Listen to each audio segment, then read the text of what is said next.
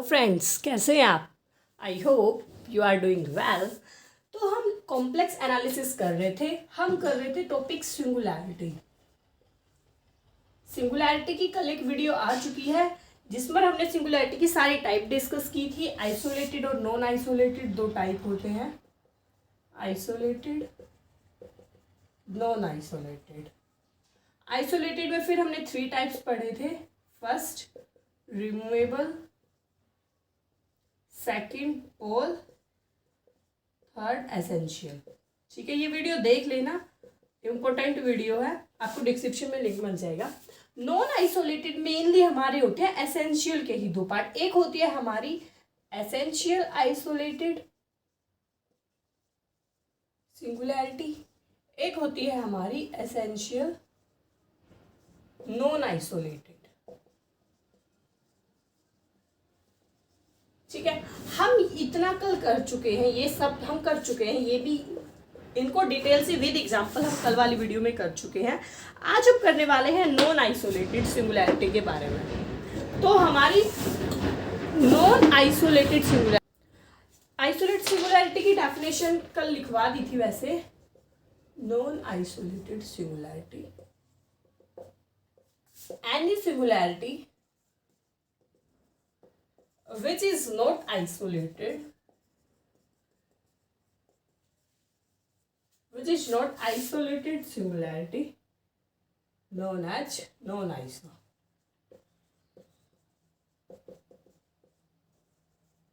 ठीक है, जैसे फॉर एग्जाम्पल 1/e की 1/z minus 1 at z equal to 0 is non-isolated singularity। एक मैंने कल एक और डेफिनेशन बताई थी तुम्हें कि आइसोलेटेड में एक फाइनाइट वैल्यू की टर्म्स होती है, नॉन आइसो में इनफाइनाइट वैल्यू की टर्म्स होती है। जैसे हमें 0 पे चेक कर रहे हैं तो हमारी देखो रिमूवेबल भी नहीं है, ठीक है, और पोल भी नहीं है। अगर आप 0 पे चेक करोगे तो इन्फिनिटी 1/∞ 0 आ रही है। बट हमारा क्या था, अगर हम लिमिट चेक करें z goes to z naught f z पर तो वो इन्फिनिटी आनी चाहिए, ये पोल था। बट अगर हम किसी से मल्टीप्लाई करें तो वो फाइनाइट आ जाती है। ये हमारा पोल चेक करने का था। रिमूवेबल के लिए हम 0/0 फॉर्म चेक कर रहे थे, तो ये दोनों फेल कर रही है यहाँ पे। एसेंशियल की थी कि हमारी लिमिट ही एग्जिस्ट नहीं करनी चाहिए, बट यहाँ पे तो एक लिमिट आ रही है, ठीक है। तो वो थी एसेंशियल आइसोलेटेड। अब यहाँ पर है ये नॉन आइसोलेटेड सिंगुलैरिटी। आप कैसे चेक करोगे, जो नीचे वाला है यहाँ पर दिक्कत है, इसको आप पुट करोगे इक्वल टू 0 तो e की 1/z is 1, 1/z is 2 and pi iota, तो z आ गया 1/2 and पाई। ठीक है, मतलब इस फंक्शन की हमारे सिंगुलैरिटी किस पॉइंट पे आ रही है, 1/2 and पाई आयोटा पे। इस इन पॉइंट्स पे ही दिक्कत है, ठीक है। ये तो जैसे फॉर्मल एग्जांपल हो गया। एक इसी का इंपॉर्टेंट रिजल्ट होता है नॉन आइसोलेटेड पे ही रिजल्ट, जिससे हम मेनली नॉन आइसोलेटेड चेक करते हैं। तो वो रिजल्ट हमारा क्या होता है, जो लिमिट पॉइंट होता है, the limit point of pole is known as non isolated singularity. मतलब जो लिमिट पॉइंट ऑफ पोल होता है हमारा किसी भी सिंगुलैरिटी के पॉइंट, जैसे ये आया है नॉन आइसोलेटेड एसेंशियल सिंगुलैरिटी, ठीक है। देखो यहाँ पर z इक्वल टू आ गया 1/2 and पाई, तब आप इसका लिमिट पॉइंट लोगे तो क्या आ गया, 0 आया लिमिट पॉइंट इसका, 0। तो इसका मतलब यहाँ पर हमारी 0 पर क्या है, नॉन आइसोलेटेड एसेंशियल सिंगुलैरिटी। तो ये इसी से चेक हुआ। अगर हमारा लिमिट पॉइंट ऑफ पोल होता है, लिमिट पॉइंट ऑफ पोल, तो वो तो होती है हमारी non isolated essential singularity. Second result, if अगर the limit point of 0, limit point of zeros is known as isolated essential singularity. अगर लिमिट पॉइंट ऑफ पोल हो, जैसे फॉर एग्जांपल ये भी बताया, तो नॉन आइसोलेटेड एसेंशियल सिंगुलैरिटी। अगर limit point of zero हो तो आइसोलेटेड एसेंशियल सिंगुलैरिटी। इसमें कंफ्यूजन हो सकती है हमें नॉन आइसोलेटेड में, बट आप ये ध्यान रखना, अगर कहीं पर हम ऐसे वैल्यू को मतलब टर्म को सोल्व करते हैं नीचे वाली को इक्वल टू जीरो पुट करके, अगर वहां पर लिमिट पॉइंट ऑफ पोल आ रहा है, पोल कैसे पता लग रहा है आपको, देखो नीचे वाला ही होता है ना पोल पे, इस पे दिक्कत आ रही है हमारी, तो ये पोल है, लिमिट पॉइंट ऑफ पोल। अगर जीरो किस टाइप का होता है, जैसे होता साइन 1/z है, इसकी चेक करनी है हमें, तो आप इसको कैसे चेक करोगे, इक्वल टू जीरो पुट किया, 1/z इक्वल टू क्या आ गया, साइन किस किस पर जीरो होता है, 1 पाई पे, सिंपल n पाई ले लो, ठीक है, तो z इज 1/n पाई।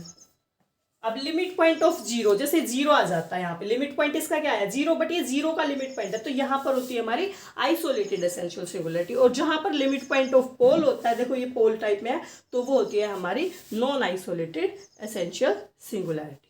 ठीक है, अब दो एग्जाम्पल से मैंने बता दिया, और जब क्वेश्चंस करेंगे आपको और अच्छे से क्लियर हो जाएगा कि नेक्स्ट वीडियो पे हम सारे क्वेश्चन ही करने वाले हैं। नेक्स्ट आता है हमारा टॉपिक सिंगुलैरिटी एट इन्फिनिटी। जैसे हमने यहाँ पे तो चेक किया किसी पॉइंट पे, अब अगर हमें पूछा जाता है सिंगुलैरिटी एट इन्फिनिटी पे, तो आप उसको कैसे फाइंड करते हो। तो आप इन्फिनिटी पे चेक करने के लिए हम क्या देखेंगे कि जो फंक्शन एफ जेड है, देखो कोई भी फंक्शन एफ जेड होता है, ठीक है, हमें उसकी किसी पर्टिकुलर पॉइंट पे करनी है तो हम डायरेक्ट एफ जेड पे ही चेक करते हैं। बट अगर हमें एट इन्फिनिटी पूछा है तो हम चेक करेंगे एफ को, जेड को f1/z एट जीरो। ठीक है, ये तो वैसे बता दिया मैंने, अब प्रॉपर लिख लो इसको, let f z be a function then behaviour of fz at infinity is similar to behavior of f1/z at z equal to 0। ठीक है, मतलब अगर हमें किसी फंक्शन का एट इन्फिनिटी पे चेक करना है एफ जेड का, तो हम उस फंक्शन में डायरेक्ट क्या करेंगे, z को 1/z से रिप्लेस कर देंगे और एट जीरो चेक करेंगे। ठीक है, जैसे फॉर एग्जाम्पल हमें चेक करना है f Z is E Z का चेक करनी है हमें एट इन्फिनिटी, हमें बतानी है कौन सी सिंगुलैरिटी है। तो आप इसको कैसे चेक करोगे, इन्फिनिटी देखते ही हम क्या कर देंगे, 1/z चेंज करेंगे पहले तो, और at z equal to zero check करेंगे। हमें ये देखा था ये क्या आती है, एसेंशियल सिंगुलैरिटी। ठीक है, तो आप ऐसे चेक करोगे, अगर हमें इन्फिनिटी पे पूछा है तो 1/z रिप्लेस करके आप उसे जीरो पे चेक कर लोगे।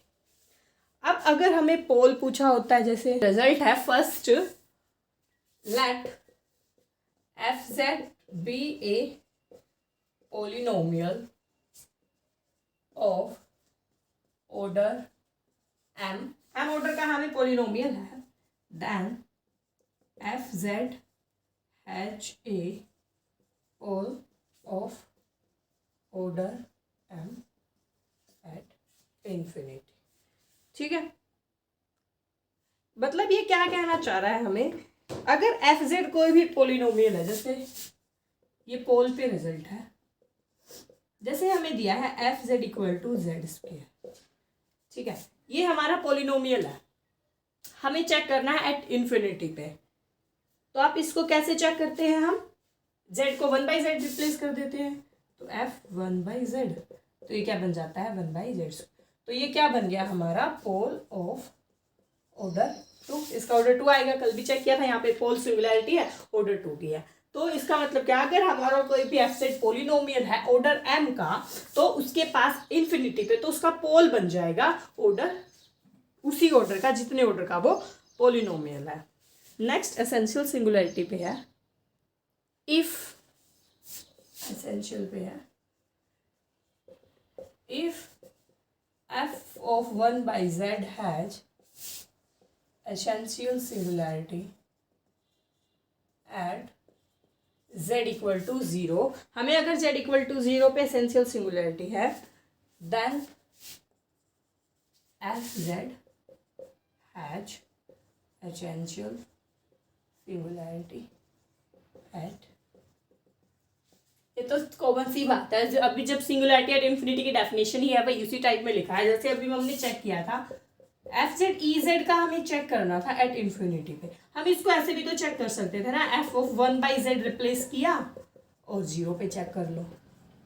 ये क्या थी हमारी एसेंशियल सिंगुलैरिटी होती है ये। तो ये रिजल्ट यही कह रहा है अगर एफ ऑफ 1/z के पास एसेंशियल सिंगुलैरिटी है z इक्वल टू 0, यहाँ पे यही तो था एफ 1/z की सिंगुलैरिटी है z इक्वल टू 0, तो हमारा एफ जेड के पास सिंगुलैरिटी होगी z इक्वल टू इन्फिनिटी। मतलब उसी रिजल्ट को उल्टा करके बताया हुआ है। अगर इन्फिनिटी पे चेक करना होता है हम 1/z रिप्लेस कर देते हैं, 0 पे चेक करते हैं। तो अगर हमें 0 पे बोला 1/z पे तो फंक्शन पे हो जाएगी एफ जेड पे। ठीक है, ये तो सिंपल बेसिक से रिजल्ट है। अब एक दो रिजल्ट हो रहे हैं इस पे, वो इंपॉर्टेंट है, वो भी लिख लो। A non-constant function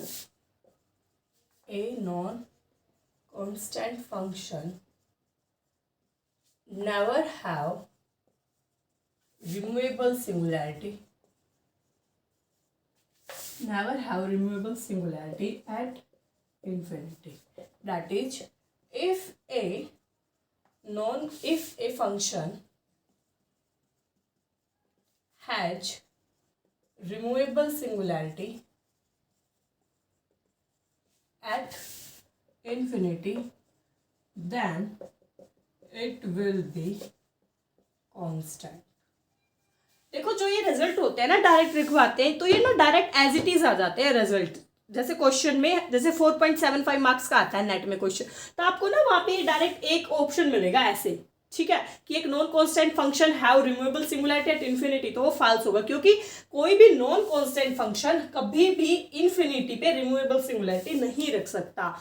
अगर वो कोई फंक्शन है जिसके पास इन्फिनिटी पे रिमूवेबल सिंगुलैरिटी है तो वो सिर्फ जब पॉसिबल है अगर वो फंक्शन हमारा कांस्टेंट फंक्शन है। विदाउट कांस्टेंट फंक्शन कोई भी फंक्शन इन्फिनिटी पे रिमूवेबल सिंगुलैरिटी नहीं रख सकता।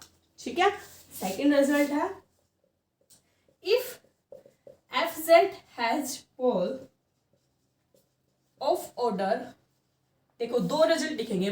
अगर पोल है ऑर्डर k का at z equal to 0, then derivative of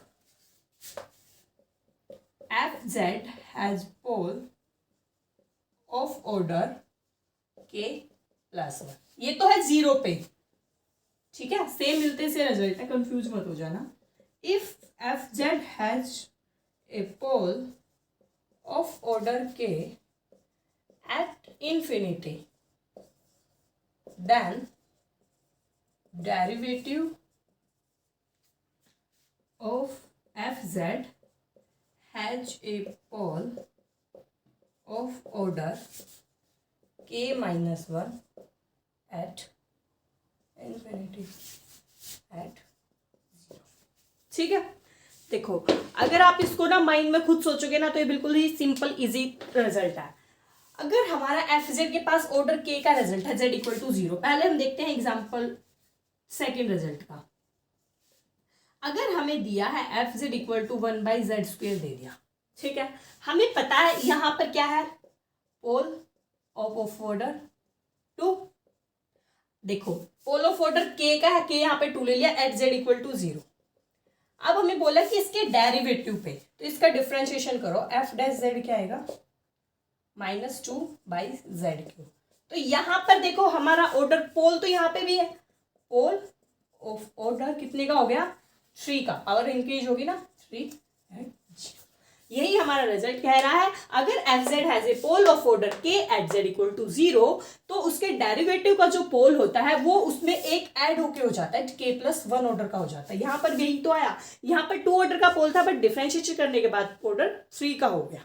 ठीक है, ये बात हो रही है जेड इक्वल टू 0 पे। अब ये रिजल्ट क्या कहता है हमारा थर्ड, अगर इन्फिनिटी की बात हो रही है, फॉर एग्जाम्पल हमें चेक करना है, हमें ये दिया है, ठीक है, एट इन्फिनिटी।